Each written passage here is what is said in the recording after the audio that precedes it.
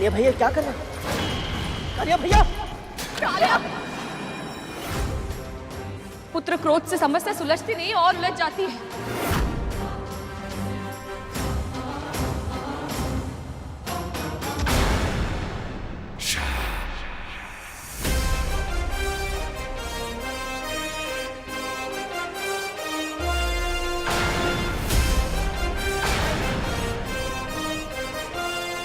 मां पर आक्रमण करने की भूल मत करना। गरुड़!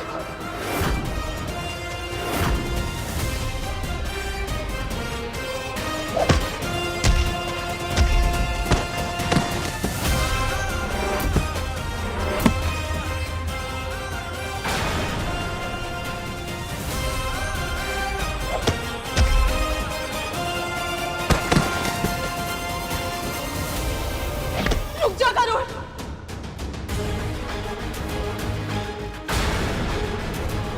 रुक जा गरुड़! रुक जा।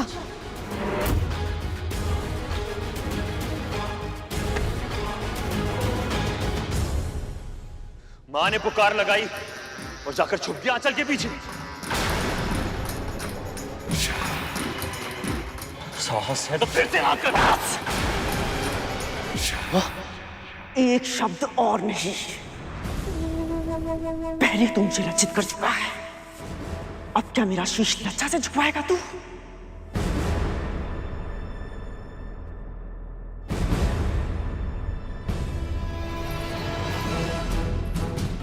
अब समझा तू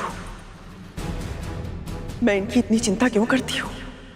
क्योंकि ये भी तेरी तरह अपनी माँ के सम्मान की रक्षा करना चाहते हैं, किंतु असमर्थ है। माँ, मेरा विश्वास कीजिए, मैं सच में आपके लिए कुछ करना चाहता हूँ, परंतु ये कार्य मेरे लिए असंभव है। प्रभु विष्णु इस जगत के संचालक हैं। यदि उन्होंने किसी को अमृत दिया है, किसी को नहीं, तो इसके पीछे अवश्य ही कोई विशेष कारण होगा। माँ, हम ऐसा कुछ नहीं कर सकते जिससे इस सृष्टि का संतुलन बिगड़ जाए।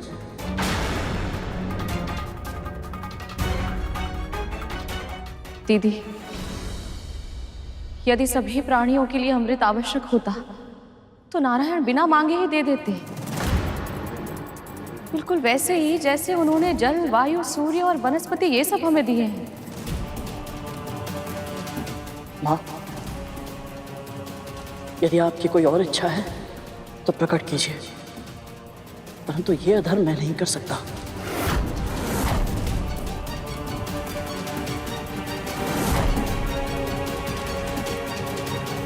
मुझे क्षमा करें। गरुड़ और विंता माँ से जैसी आशा थी, उन्होंने वैसा ही उत्तर दिया प्रभु। मुझे भी दृढ़ विश्वास था कि चाहे जो कुछ भी हो जाए, पर गरुड़ कभी अधर्म का मार्ग नहीं चुनेगा। जब तक ना खोने की आशंका, ना पाने की आशा, तब तक चुनाव सरल ही होता है देव। देखना तो ये कि जब दांव पर अमृत से भी कुछ बड़ा हो, तब गरुड़ अपना चुनाव बदलेगा या नहीं। अमृत से भी बड़ा? हाँ प्रभु, अमृत से बढ़कर क्या हो सकता है? धैर्य, धैर्य रखना होगा आप दोनों को। मैंने पहले भी कहा था, विधि के विधान को घटते हुए देखने के लिए प्रतीक्षा करनी होगी आपको।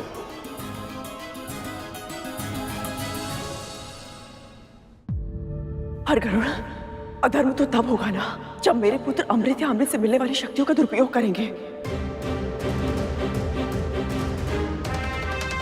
मैं तुम्हें वचन देती हूँ, ऐसा कभी कुछ नहीं होगा। देवताओं की तरह वो भी केवल अपनी सुरक्षा के लिए उपयोग करेंगे उसे।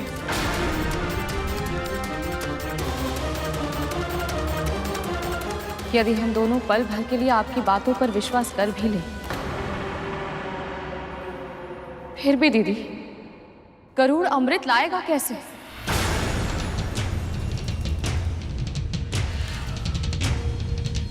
राहु ने छल से अमृत लाने का प्रयास किया था तो प्रभु विष्णु ने उसकी क्या दशा की थी? आज उसका सर और धड़ ब्रह्मांड में राहु और केतु बनकर भ्रमण कर रहे हैं। आपके पुत्रों ने बल से अमृत छीनने का प्रयास किया था तो उस युद्ध का परिणाम क्या हुआ था?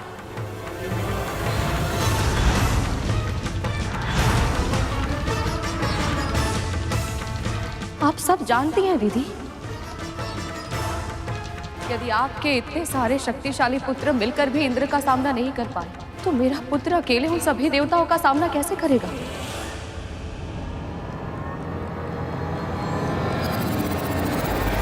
तो अंत में देवी विंता भूल कर ही बैठी।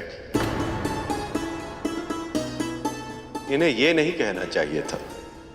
ऐसा क्यों प्रभु? जिस पल देवी विंता ने पल भर के लिए कद्रू की बातों पर विश्वास करने की बात कही, उस समय इन्होंने बहुत बड़ी भूल कर दी। अब तक इनका विश्वास एक पहाड़ की तरह अटल था, पर अब इनकी ये बात उस पहाड़ में दरार बन जाएगी और अवसरवादी कद्रू इस दरार को खाई में बदलने में कोई कमी नहीं छोड़ेगी। तो फिर अब क्या होगा प्रभु?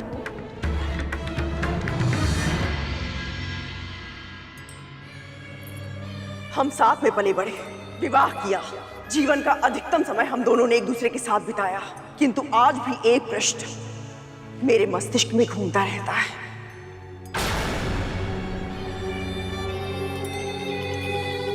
तू इतनी भोली है या भोली होने का स्वांग रच रही है?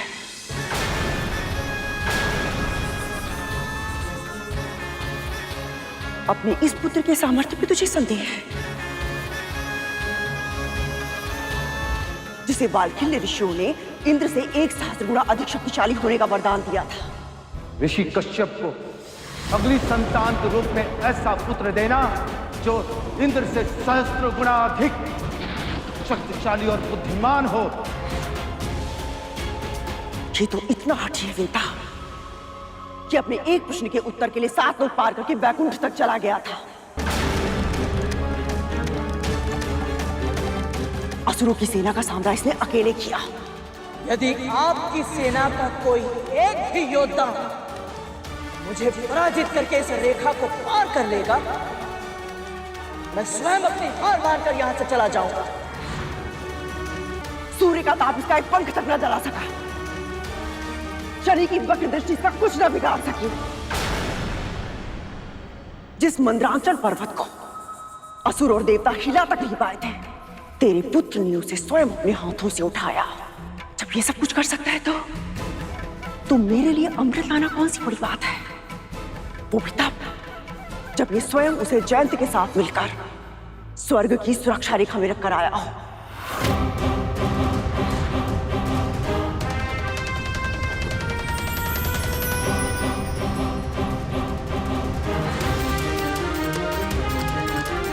सत्य तो यह है विंता, यदि तेरा पुत्र एक बार ठान ले तो संसार का कोई भी ऐसा कार्य नहीं है जिसे करने में वो सक्षम ना हो। वो कुछ भी कर सकता है, कुछ भी।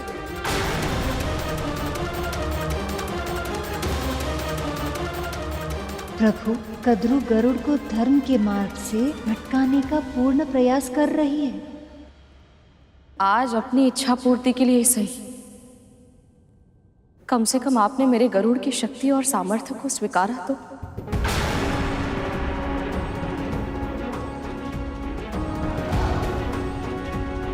वो सब मैं इसलिए कर पाया था क्योंकि मेरे साथ मेरी माँ के आशीर्वाद की शक्ति थी। और जब तक प्रभु और माँ का आशीर्वाद मेरे साथ है, मेरे लिए कोई भी कार्य असंभव नहीं।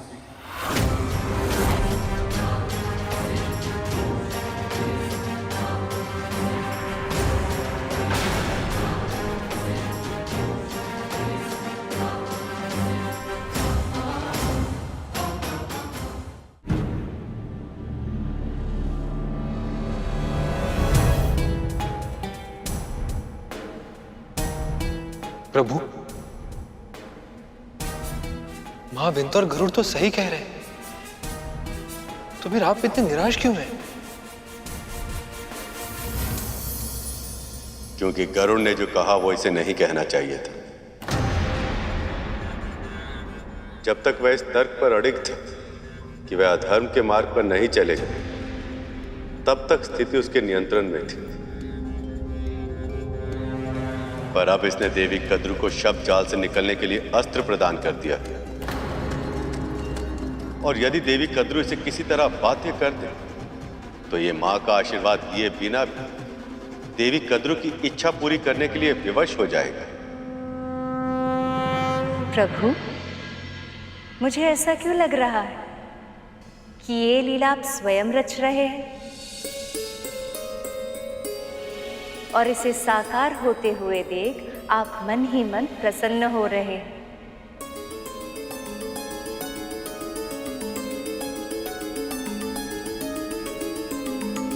हाँ प्रिय, ये मेरी ही लीला। जीवन में कोई भी सिद्धि प्राप्त करने के लिए हर जीव को संघर्ष और पीड़ा से सम्मुख होने के लिए तैयार रहना चाहिए। इस परीक्षा से गरुड़ के विचार, संस्कार और व्यवहार का मंथन हो, तब जाकर इसका जीवन अमृत बन पाएगा। अब चाहे जो भी हो दीदी, ये सब बातें करने का कोई लाभ नहीं है। गरुड़ प्रभु विष्णु और मेरी इच्छा के विरुद्ध कुछ नहीं करेगा, इसलिए आपकी कोई और मनोकामना है तो बताइए, अन्यथा हमें आज्ञा दीजिए। मां ने रोक लिया, अन्यथा दासी मां और उसके पुत्र दोनों को मां की बात नहीं मानने के लिए जरूर दंड देता। चल गरुड़।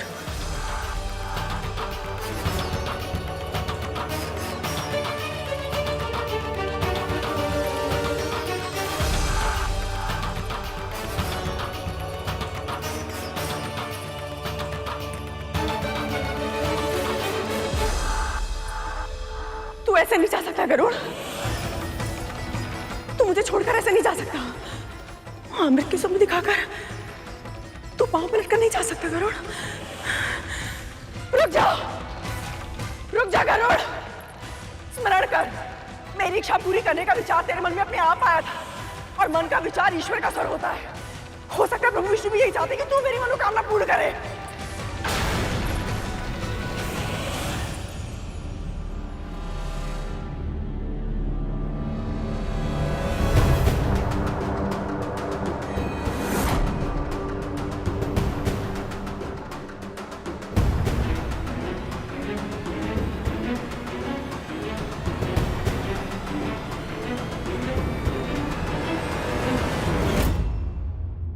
चल गरुड़।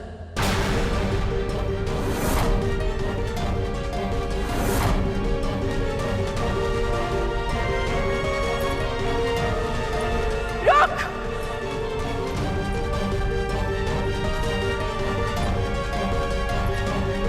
रुक जा!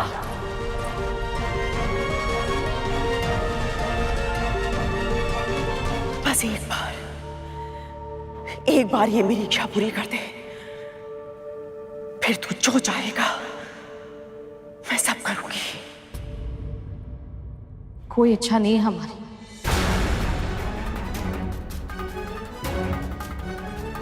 कुछ नहीं चाहिए हमें। मां को इतना बेबस आज से पहले कभी नहीं देखा। चल गरुड़।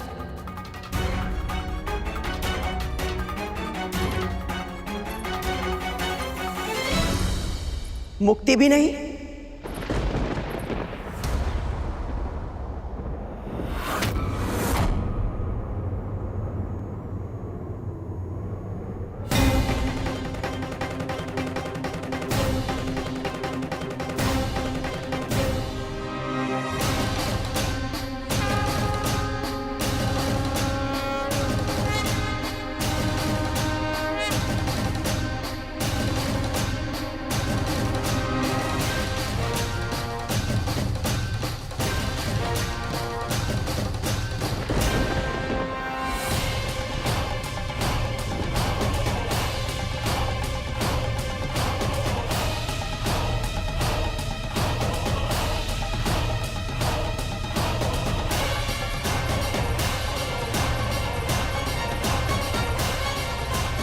क्या कहा आपने अभी?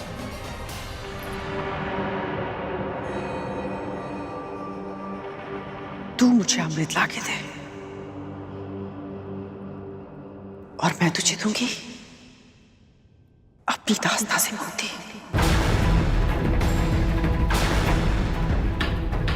जिस पल तू मेरे नेत्रों के समक्ष अमृत लाकर रखेगा, बस उसी पल तुझे और तेरी मां को अपनी दास्ता के बंधन से सदैव सदैव के लिए मुक्त कर दूंगी मैं।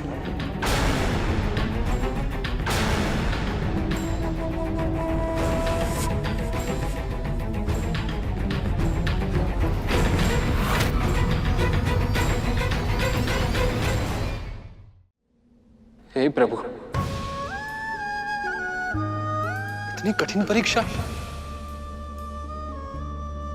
प्रभु, आप इतने निष्ठुर कैसे हो सकते हैं?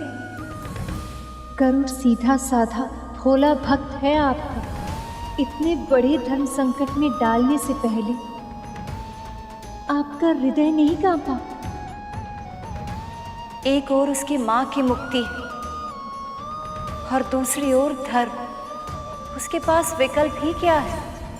वो जो भी धर्म का मार्ग चुनेगा, कोई ना कोई अधर्म तो करेगा ही। अगर वो अपनी मां का चुनाव करता है तो भी अधर्म करेगा, और यदि मां की मुक्ति का मार्ग जाने के बाद भी मुक्ति का प्रयास न करे तो भी अधर्मी कहलाएगा। धर्म और अधर्म के बीच में युद्ध तो पक्ष लेना आसान होता है देव। असली परीक्षा तभी होती जब धर्म और अधर्म के बीच की रेखा धूमिल हो जाए और उचित मार्ग चुनना कठिन हो जाए। यदि भविष्य में गरुड़ को मेरा वाहन बनना तो उसे इस अग्नि परीक्षा से गुजरना ही होगा।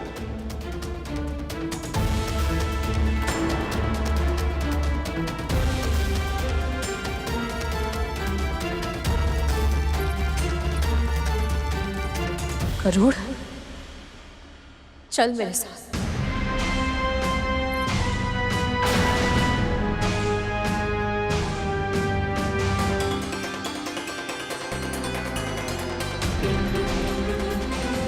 जब से तेरा जन्म हुआ है, तेरी बस एक ही इच्छा है। कोई इच्छा नहीं है तेरी। अपनी मां की मुक्ति। नहीं चाहिए मुक्ति मुझे। आज तेरे सामने वो अवसर है कि तू अपनी हर इच्छा पूरी कर सकता है, अपनी मां को हर बंधन से मुक्त करवा सकता है। बस एक बार मुझे अमृत कलश लाके दे दे। बोल, करेगा ना ये कार्य अपनी मां के लिए?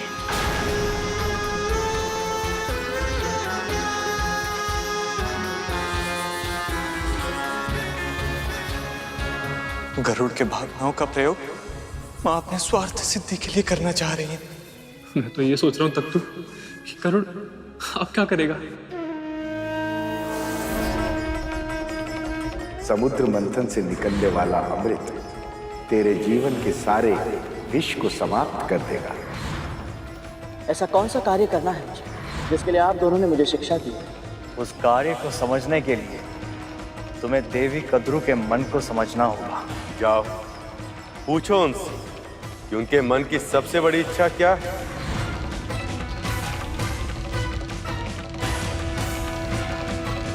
नहीं नहीं गरुड़, इस बारे में सोचना भी मत। अधर्म से मुक्ति कभी नहीं मिलती गरुड़। परंतु मां, कुछ मत कह।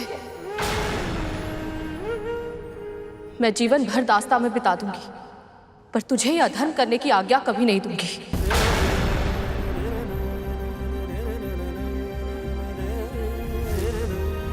अनेक बार मुझे भावुक करके, भ्रमित करके, नियंत्रित करके अपनी इच्छा मनवा चुकी है आप, पर अपने पुत्र के जीवन के साथ फिर से ये खेल मैं आपको कभी नहीं खेलने दूंगी।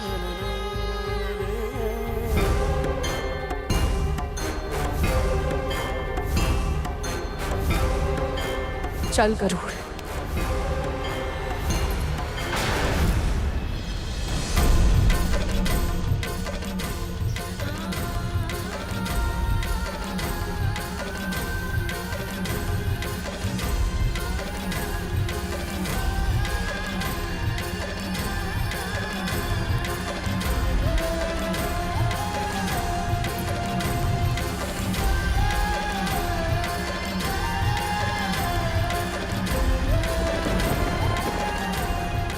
क्षमा करना माँ, किंतु आपको दास्ता से मुक्त कराने हेतु यदि मुझे आपके विरुद्ध भी जाना पड़े तो मुझे स्वीकार है।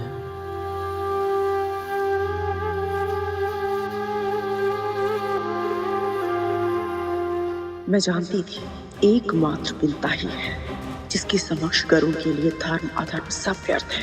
अब गरुड़ विंता की मुक्ति के लिए मेरे पास अमृत अवश्य ले आएगा, चाहे फिर उसे प्रभु विष्णु की इच्छा के विरुद्ध क्यों न जाना पड़े। आप मेरी माँ हैं और आप ही मेरा धर्म है। आपसे अधिक महत्वपूर्ण मेरे लिए कोई नहीं। आपकी मुक्ति के लिए मैं अमृत तो क्या, पूरे संसार को बड़ी माँ के चरणों में लाकर रखने के लिए तैयार हूं।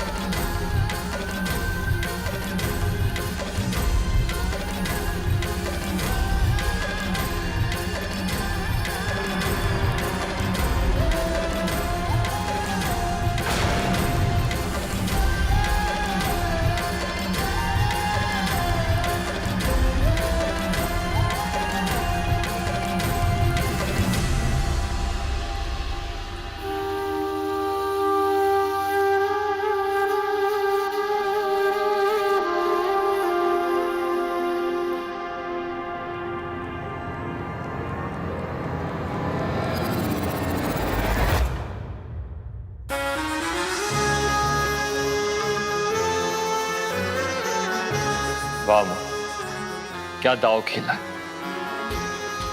अद्भुत है आपकी बुद्धि, विलक्षण है आपकी चतुरता। आज जो कुछ भी हमने देखा वो कल्पना से परे। आज पहली बार माँ और पुत्र के बीच मतभेद हो, वो भी हमारी माँ के कारण।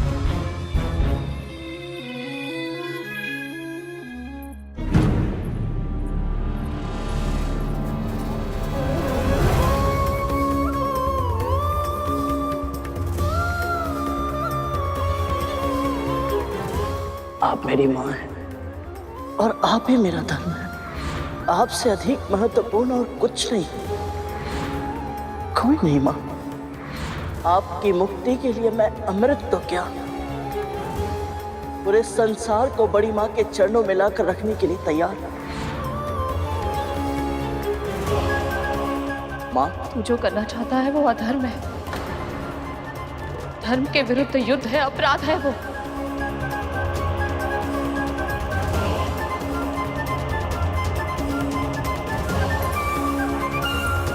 फिर भी यदि तू ये करना चाहता है ना, तो जान ले गरुड़, मैं इस पाप में साथ कभी नहीं दूंगी। तुझे आशीर्वाद देना तो दूर की बात है, पहली बार जीवन में ये कामना करूंगी कि तू अपने लक्ष्य में असफल हो जाए।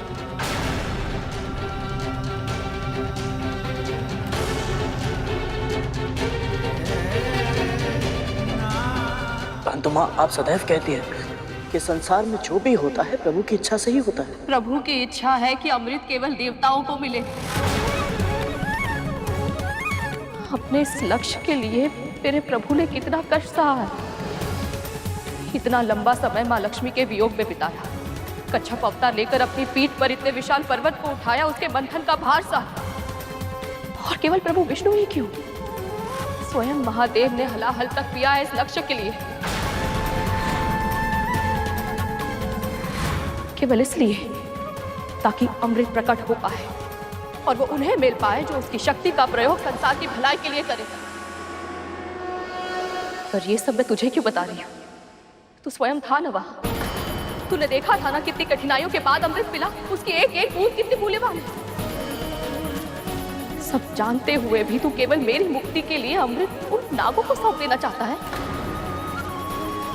जो स्वयं प्रभु की दृष्टि में योग्य है।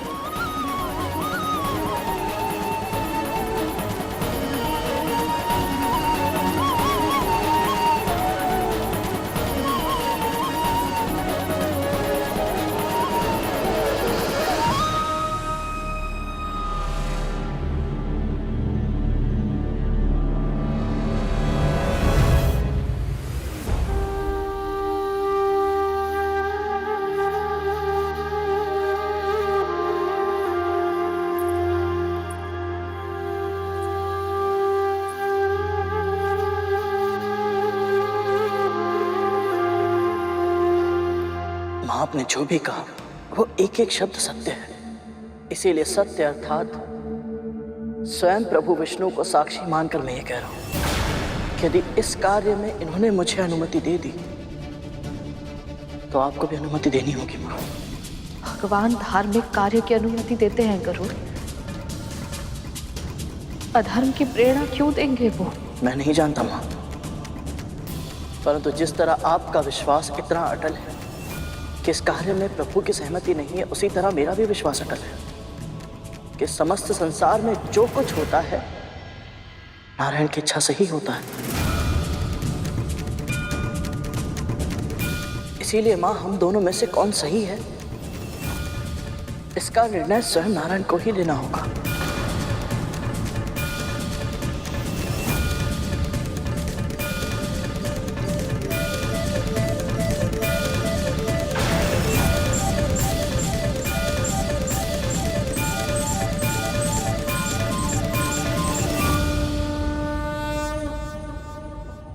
मां, प्रभु के चरणों में रखा ये नारियल यदि सुबह होने से पहले इसमें कोपल उगाई तो मैं इसे प्रभु के आशीर्वाद का संकेत समझूंगा और आपको मुझे अनुमति देनी होगी। यदि भोर होने से पहले इस नारियल में से कोपल नहीं होगी तो मां आप जो कहेंगे मैं सर झुकाकर चुपचाप स्वीकार कर लूंगा।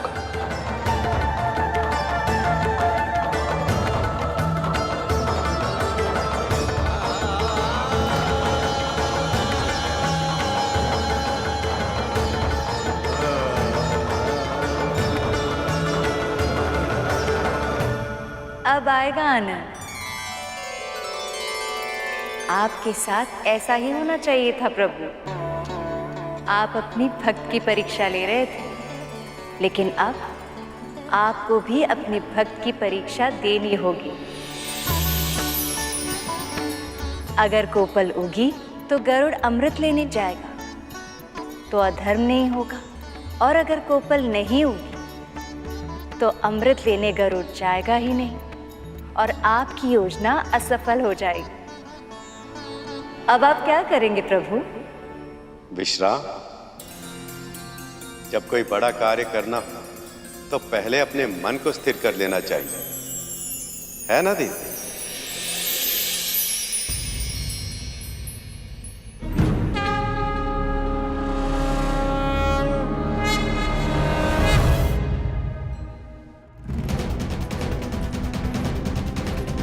आपको क्या लगता है माँ, गरुड़ अमृत आ पाएगा या छोटी माँ उसे रोक लेगी?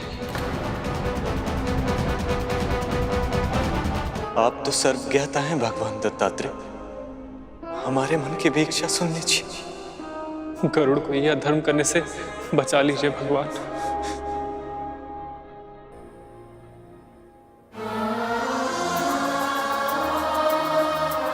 अब तो बस मेरी एक ही आशा है प्रभु, गरुड़ को मेरी मुक्ति के लिए इतने बड़े संकट का सामना ना करना पड़े।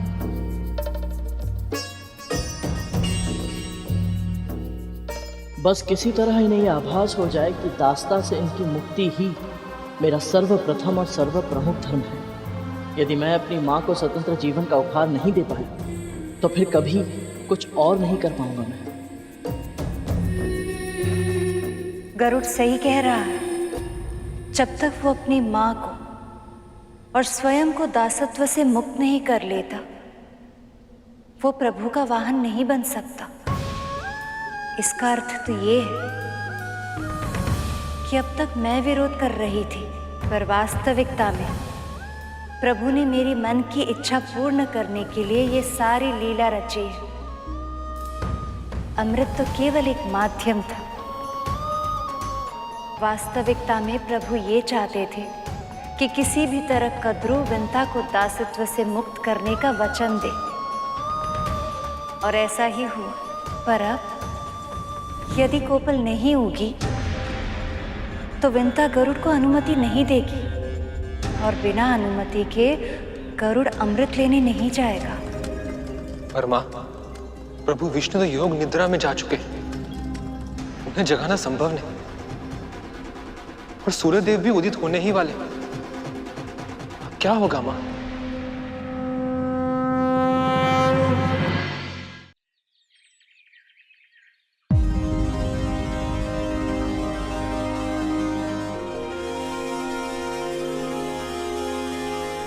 कराग्रे वस्ते लक्ष्मी कर मध्ये सरस्वती कर मिले तो गोविंद प्रभाते कर दर्शन।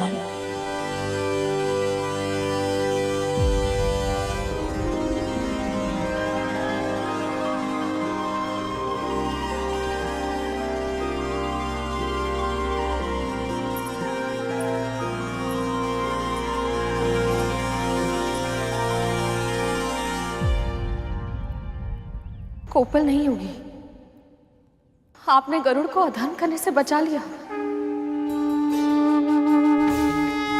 आपकी जय हो प्रभु, आपकी सदा ही जय हो।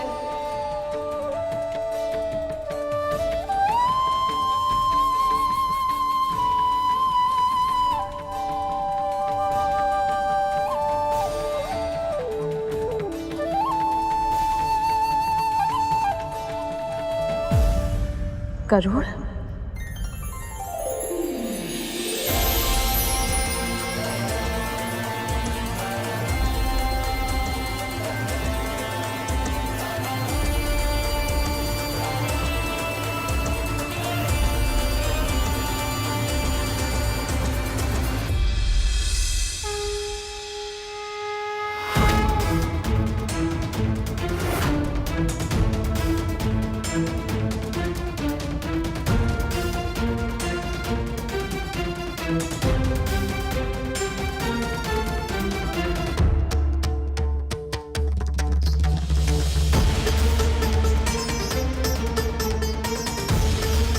प्रभु ने आशीर्वाद दे दिया मां।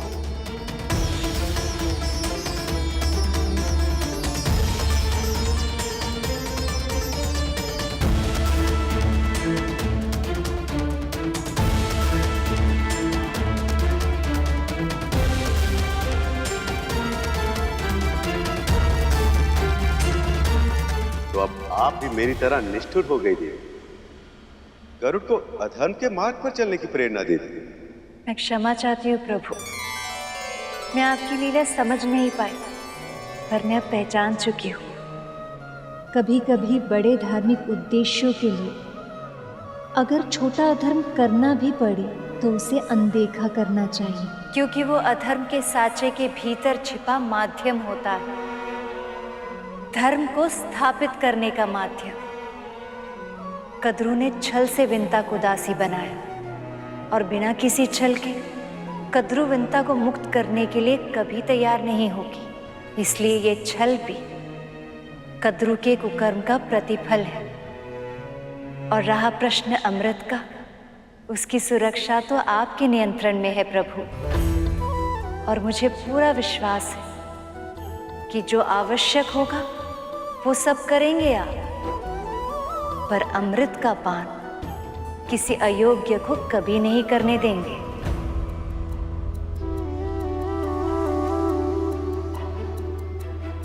अमृत के लिए जाने की इस यात्रा में सफल होने के लिए गरुड़ को अपनी मां का आशीर्वाद चाहिए। आपने तो दे दी, पर अब देखना ये शेष कि उसे अपनी मां का आशीर्वाद मिलेगा या नहीं। अनुमति दीजिए मां। कैसे कैसे दे दूं अनुमति? अमृत की सुरक्षा का चक्रव्यूह कितना कठिन है, कितने पहरे, कितने संकट होंगे जानता है ना तू? देवराज तुझे कभी अमृत तक नहीं पहुंचने देंगे। और देवराज ही क्यों, अब तो सभी देवता अमर हो चुके हैं। कैसे करेगा उनसे युद्ध? उनके सुरक्षा चक्रों को तोड़कर अमृत कैसे प्राप्त करेगा गरुड़? यदि किसी तरह तूने कर भी लिया तो भी प्रभु विष्णु तुझे अमृत नागों को सौंपने कभी नहीं देंगे। और ऐसे में यदि वही तेरे सामने आ गए तो आपके लिए मैं उनसे भी टकरा जाऊंगा माँ।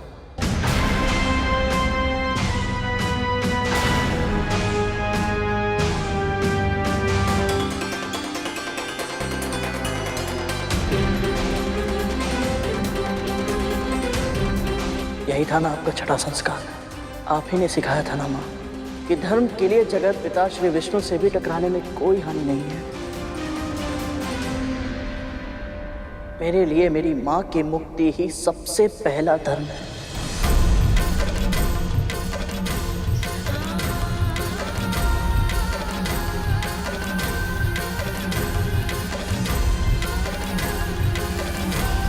मैं समझ नहीं पा रही हूँ गरुड़, क्या उत्तर दूं तेरी इस बात का। मेरी मुक्ति के लिए तू इतना कुछ करने को तैयार है।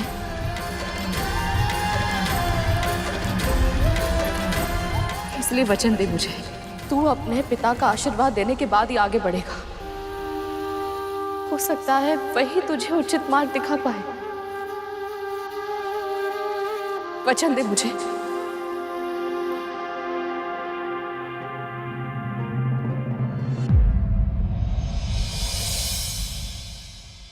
मेरे मुख पे रहे मुस्कान सी तू, मेरे मस्तक का अभिमान भी तू, एक आशीर्वाद में जग दे दे, है सबसे बड़ी धनवान भी तू, तेरी ममता से अनमोल कोई उपहार है।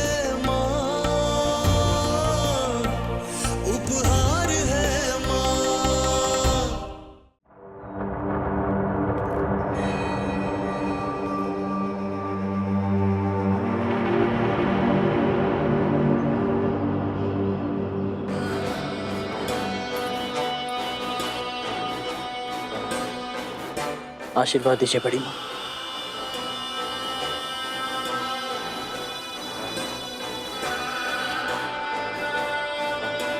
तेरी मातृभक्ति अनुपम है गरुड़, अपने लक्ष्य में सफल हो।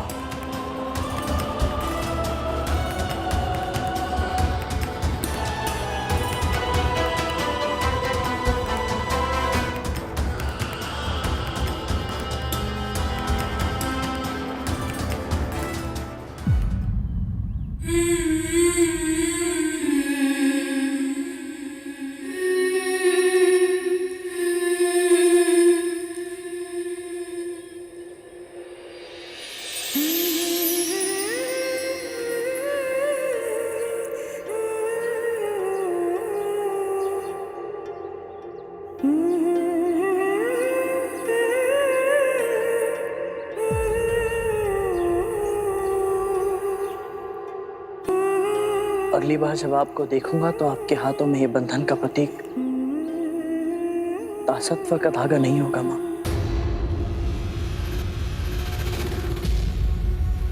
अपना जीवन जीने के लिए स्वतंत्र होंगे आप।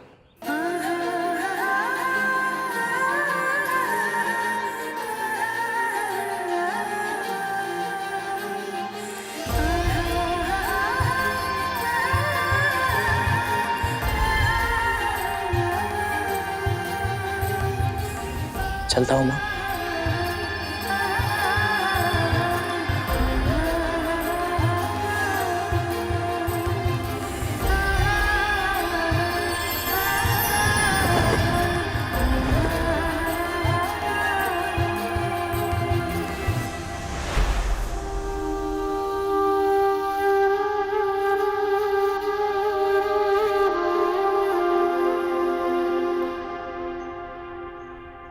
प्रभु, मां विंता की मुक्ति के बारे में सोचकर मैं प्रसन्न तो हूं, पर गरुड़ के लिए एक विचित्र सी चिंता भी हो रही है मन में।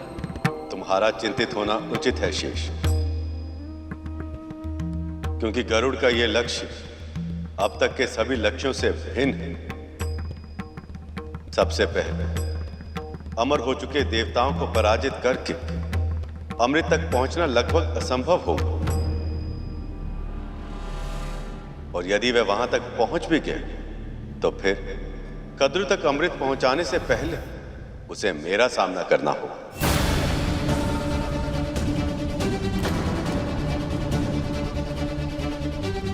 ये कैसी लीला है प्रभु? एक ओर आप गरुड़ का मार्गदर्शन कर रहे हैं और दूसरी ओर उसी के मार्ग का अवरोध बन रहे हैं आप। ऐसा क्यों प्रभु? क्योंकि ऐसा करना मेरा धर्म है। सृष्टि के नियम जो मैंने बनाए, मैं स्वयं भी उनसे बंधा हूं। गरुड़ को इन सब चुनौतियों का सामना करके अपने कर्म को पूरा करना है। यही तो है अग्नि परीक्षा। अब देखना यह है कि गरुड़ इस अग्नि परीक्षा में कैसे सफल होगा।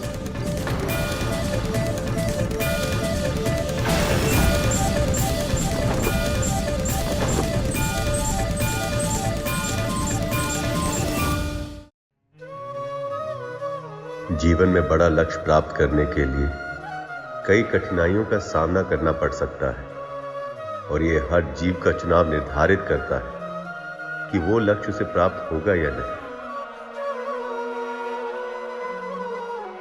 उसी प्रकार विंता और गरुड़ को दासत्व से मुक्ति मिलेगी या नहीं, ये विंता का मुझ पर विश्वास और गरुड़ की कर्मनिष्ठा तय करेगी।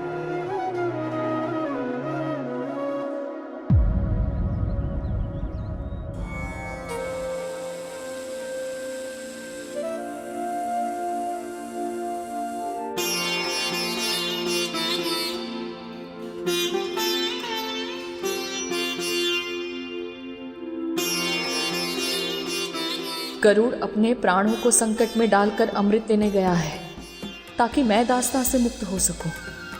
यदि आपकी यही इच्छा है प्रभु, तो मुझे स्वीकार है। एक सच्चे भक्त को हर स्थिति में अपने प्रभु पर विश्वास होना ही चाहिए कि जो विधान उन्होंने निर्धारित किया है वही सभी के लिए सही है। मुझे भी विश्वास है नारायण, इसलिए अपने पुत्र की रक्षा की चिंता मैं आपके चरणों में सौंपती हूं।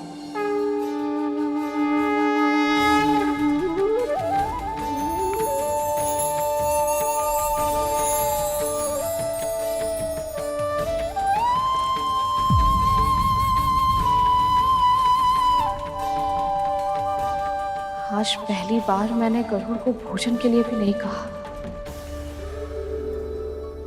न जाने कितना भूखा होगा मेरा पुत्र।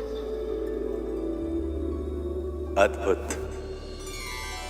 मां चाहे कोई भी, किसी भी काल, किसी भी स्थान, उसकी आंखें उसकी संतान की भूख पर ही रहती। व्यक्ति चाहे कितना भी बड़ा क्यों ना हो जाए, कितनी भी महान उपलब्धियां क्यों ना प्राप्त कर ले, किंतु अपनी मां की दृष्टि में वो सदैव एक छोटी संतान ही बना रहता है, जिसे भोजन कराने का दायित्व उसकी मां का होता है। आपने सत्य कहा प्रभु, क्योंकि संतान समय के साथ मां की गोद से बड़ी तो हो सकती है, पर उसके हृदय में न समाए इतनी बड़ी नहीं हो सकती। अनंत होता है मां का हृदय, अनंत होती है मां की ममता।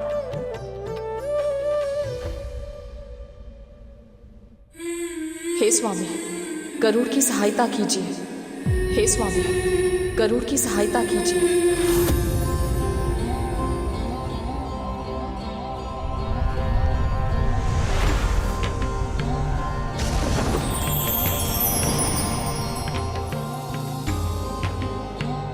भोजन किया पुत्र? पिताजी को कैसे ज्ञात हुआ कि मुझे भूख लगी है?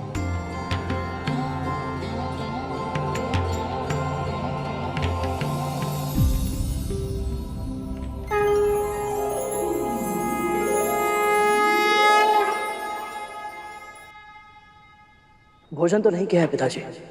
पहले भोजन कर लो पुत्र, फिर बात करेंगे। क्षमा कीजिए पिताजी, परंतु मैं एक बहुत ही आवश्यक उद्देश्य के लिए निकला हूँ, और जब तक उसे पूरा नहीं कर लेता भोजन या विश्राम के लिए विराम मेरे लिए संभव नहीं है। मुझे बड़ी माँ के लिए अमृत लाना है। पिताजी आप तो सब जानते हैं। तुम्हारी माँ को तुम्हारी चिंता हो रही है, पर वो सही भी है। पर पुत्र, जिस उद्देश्य के लिए तुम निकले हो उसे पूरा करने के लिए तुम्हें लंबा युद्ध करना होगा, और उसके लिए ऊर्जा की आवश्यकता होती है, और ऊर्जा के लिए भोजन आवश्यक है पुत्र। पिताजी के इस परम सात्विक आश्रम के निकट मुझे मांसाहार कहां से मिलेगा? पुण्यदायक सरोवर के निकट जाओ पुत्र, तुम्हें वहां केवल भोजन ही नहीं मिलेगा, 2 प्राणियों की मुक्ति के साधन भी बनोगे तुम। गरुड़ के माध्यम से मुक्ति किसे मिलेगी प्रभु? 2 ऐसे प्राणियों को जो किसी की कल्पना से भी अधिक विशाल है।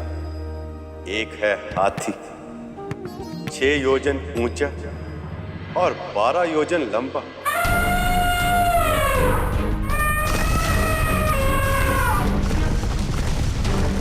और दूसरा है कछुआ, 3 योजन ऊंचा और 10 योजन चौड़ा।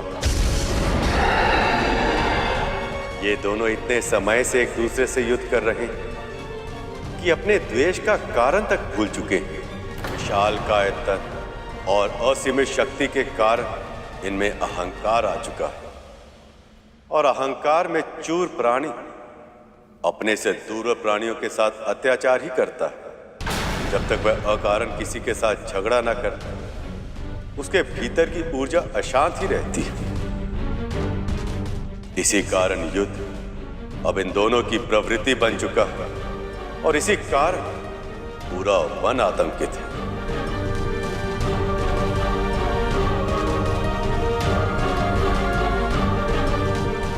इन दोनों के युद्ध के कारण वन का वो वाला भाग पूरी तरह सुनसान पड़ चुका है। जहां सरोवर के जल से छोटे पशु पक्षी अपनी प्यास बुझाया करते थे, अब सभी प्राणी इन दोनों से त्रस्त है, त्राही त्राही कर रहे हैं। परंतु पिताजी, ये कछुआ और हाथी आपस में लड़ क्यों रहे? पिछले जन्म में दोनों सगे भाई थे। घर बड़े भाई का नाम था महर्षि विभावसु, और छोटे भाई का नाम था महर्षि शिवृति। महर्षि होने के बाद ये दोनों अपनी पैतृक संपत्ति को लेकर, उसके धन के बंटवारे को लेकर आपस में झगड़ा करते रहते। जब 2 भाई आपस में झगड़ा करते हैं तो बाहरी व्यक्ति आकर उसका लाभ उठाता है, उनकी क्रोधाग्नि में घी की आहुति डालता है, और उस झगड़े को इस सीमा तक ले जाता है कि वहां से लौटकर वापस आना संभव नहीं होता। ऐसा ही इन दोनों के साथ भी हुआ।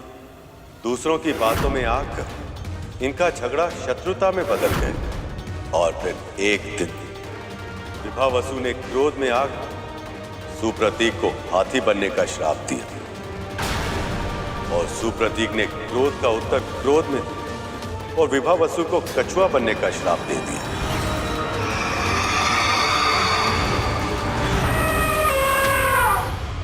श्राप देने के बाद दोनों को आभास हुआ कि उन दोनों ने कितनी बड़ी भूल कर दी है।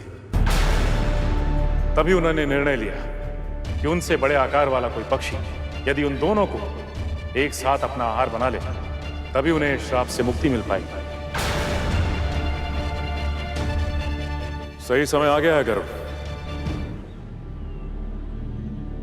न केवल तुम उन्हें मुक्त करो, बल्कि उन सभी प्राणियों की रक्षा करनी है जो उनके युद्ध से ग्रस्त होकर जल सरोवर से अपनी प्यास भी नहीं बुझा सकते, और न ही वन में शांति से जी पा रहे। फिर तो इन दोनों प्राणियों का आहार मैं अवश्य करूंगा पिताजी। आज्ञा दीजिए।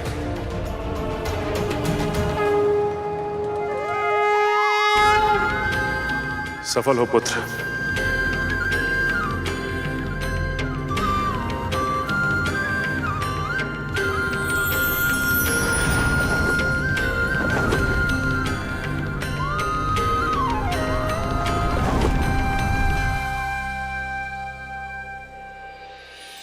आप आपने सत्य कहा था प्रभु। ऋषि कश्यप के कथन को सत्य करने के लिए अवश्य आपने ही विंता के मन में ये विचार डाला कि गरुड़ अपने पिता का आशीर्वाद लेकर अमृत लेने जाए, ताकि इन दोनों प्राणियों का कल्याण हो सके।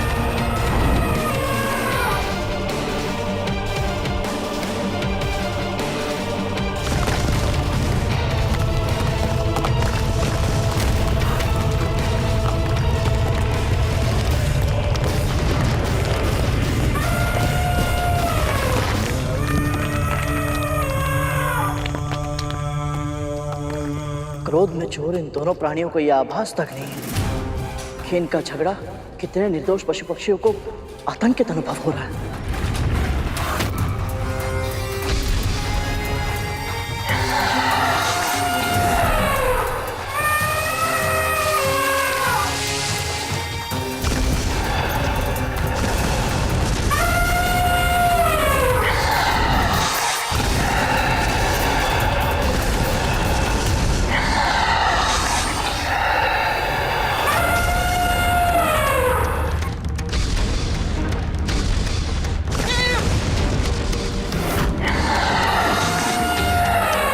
यदि समाज के लिए कोई संकट बन जाए तो उसका विनाश करना धर्म होता है।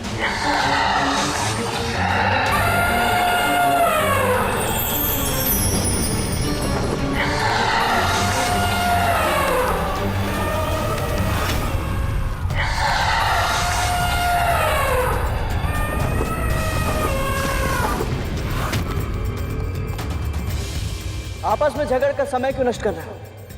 यदि साहस है तो मुझसे युद्ध करो।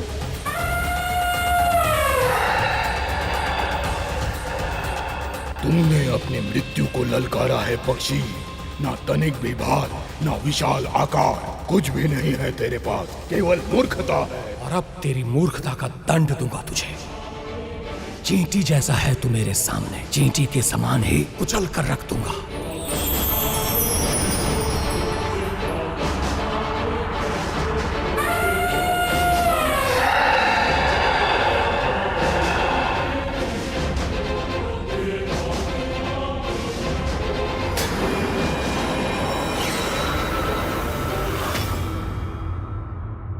जो कार्य इतना कठिन लग रहा था, कितनी सरलता से पूरा कर दिया गरुड़ ने। इतनी शीघ्र प्रसन्न मत हो शेष।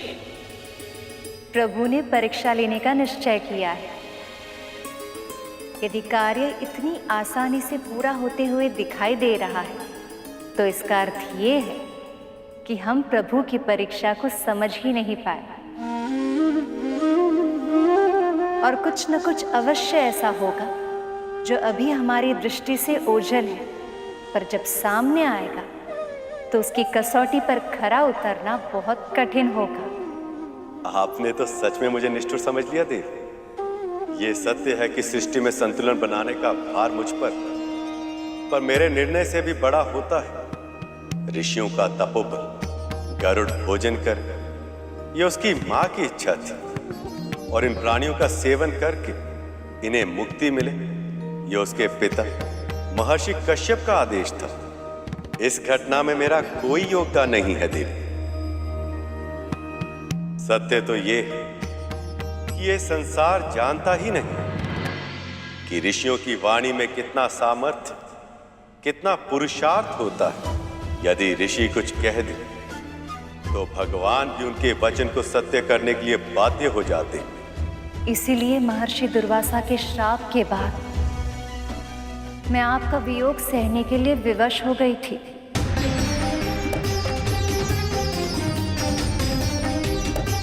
सत्य वचन देवी, इसलिए ऋषि मुनियों की वाणी चाहे मीठी हो या उसमें क्रोध की कड़वाहट खुली हो, वो सदैव जगत का कल्याण ही करती है। मुझे अपनी योजना उनके अनुरूप बदलनी पड़ती है ताकि मैं ऋषि मुनियों के वचन को सत्य सिद्ध कर सकूं। जो भगवान को भी विवश कर दे, ऐसा तपोबल से अर्जित पराक्रम अद्भुत है प्रभु। मुझे कोई ऐसा स्थान ढूंढना होगा जहां किसी और को कष्ट दिए बिना शांति से इन दोनों का हार कर सकूं।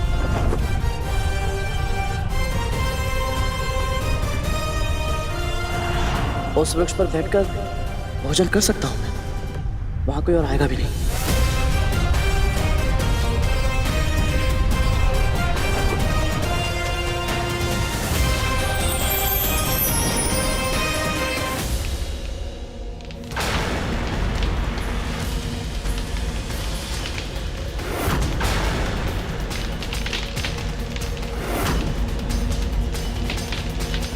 यहां तो वाल्कीलिय ऋषि तपस्या कर रहे हैं।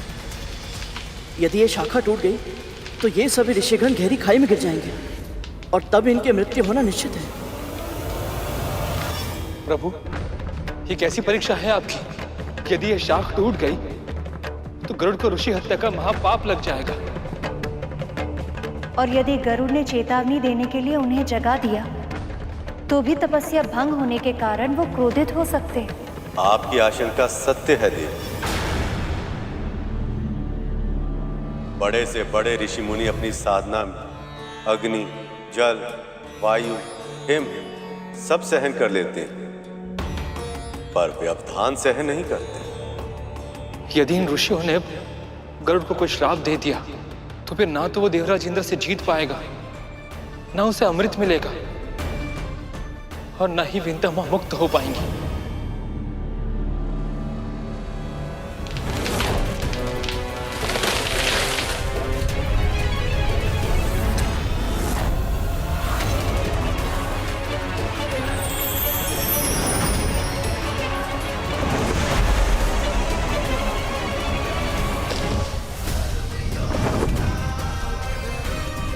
अकल्पनीय, अविश्वसनीय।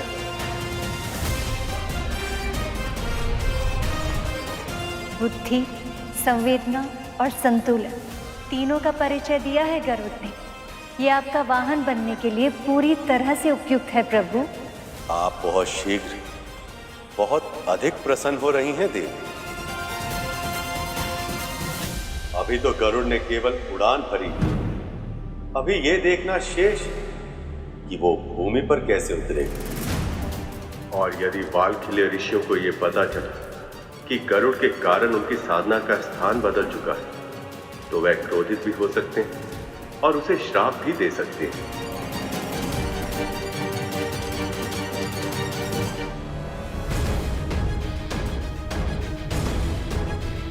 यदि उस समय ऋषियों का कोई अहित हो गए या उन्हें कोई चोट लग गई तो क्या होगा?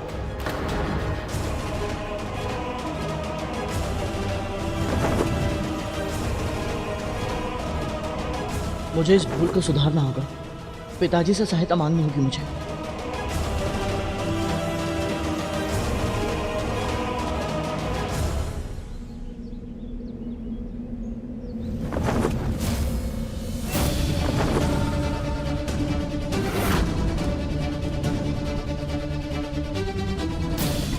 इसे तो भोजन करने के लिए भेजा था, इन दोनों को यहां क्यों ले आया? वाल्कीलिय ऋषि,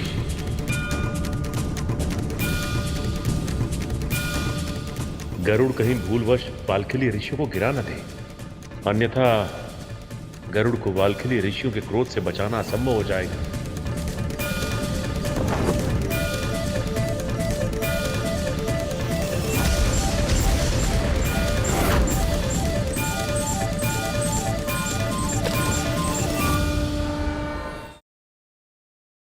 पक्षीराज गरुड़ के साहस भरे कारनामे देखने के लिए चैनल को सब्सक्राइब करें और साथ ही बेल आइकॉन दबाना न भूलें।